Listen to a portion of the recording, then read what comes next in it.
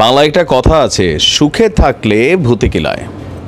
বাংলাদেশ আওয়ামী লীগ কি রাজনীতির মাঠে ফিরে আসবে? আওয়ামী লীগের নেতাকর্মীরা কি সেই শক্তি সাহস সঞ্চয় করে আবারও রাজপথে দাঁড়াতে পারবে?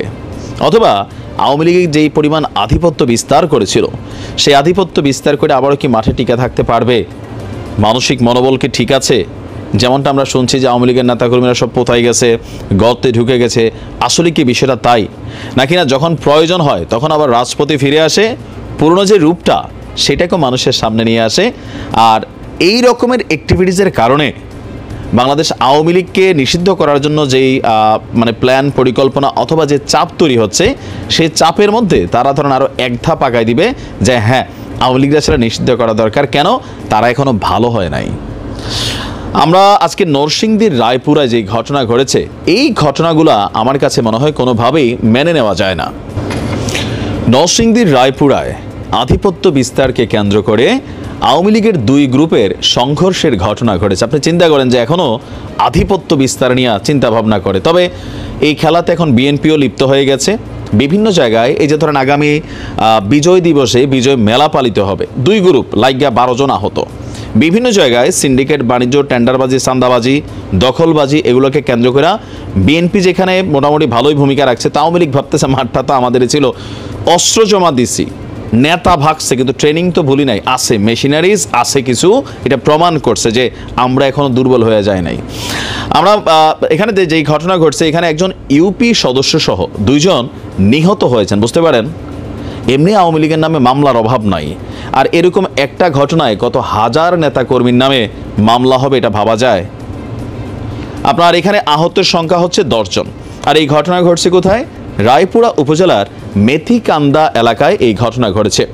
তো রায়পুরা থানার ওসি যিনি আছেন, তিনি বিষয়টি গণমাধ্যমকে নিশ্চিত করে বলছেন যে নিহতরা হলেন চান্দেরকান্দি ইউনিয়ন পরিষদের সদস্য মানিক মিয়া, বয়স 55, সাবেক নারী ইউপি সদস্য কল্পনা বেগম 32, একজন নারীও এখানে নিহত হয়েছে। তারা উভয়ই রোবেল গ্রুপের সদস্য। রোবেল নামটার মধ্যে একটা ভাব আছে, হ্যাঁ, আমি দেখছি অনেকে একটু থাকে দেইরে। আচ্ছা, আহতরা হলেন আমির হোসেন, যার বয়স হচ্ছে 21, রাব্বি মিয়া 24, আরও 10 জন, বাকিদের নাম পরিচয় এখনো পাওয়া যায়নি। পুলিশ এবং স্থানীয়রা কি বলছে যে দীর্ঘদিন ধরেই আধিপত্য বিস্তার এবং গোষ্ঠীগত দ্বন্দ্বের কারণে উপজেলা যুবলীগ নেতা আবিদ হাসান রোবেল এবং রায়পুর পৌর আওয়ামী লীগের সহসভাপতি হারুনুর রশিদের সমর্থকদের মধ্যে বিরোধ চলে আসছিল। এরই জের ধরে আমরা যদি দেখি, রুবেলের চাচা মানিক মিয়া পার্শ্ববর্তী চান্দেরকান্দি ইউনিয়নের 9 নং ওয়ার্ড সদস্য বশিরউদ্দিনের বাড়িতে আশ্রয় নেন।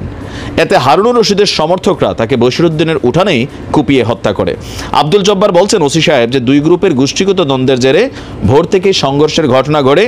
পুলিশ দিন শেষে সেখানে পরিস্থিতি নিয়ন্ত্রণে এনেছে।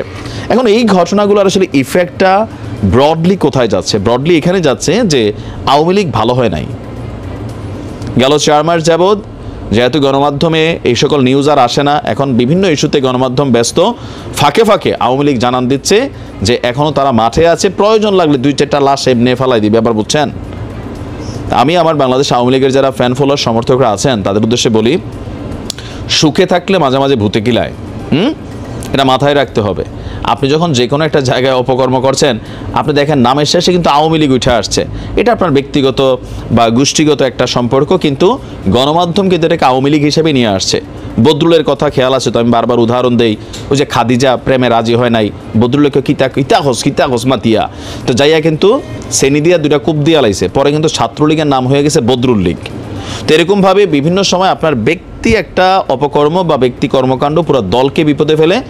আর আপনাদের এই সকল ইস্যু আওয়ামী লীগকে নিষিদ্ধ করার জন্য যেই আরেকটু সমর্থন দরকার, বা সামহাও জনগণ যেগুলো ভুলে গেছিল সেগুলোকে কিন্তু আপনারা স্মরণ করাই দিচ্ছেন।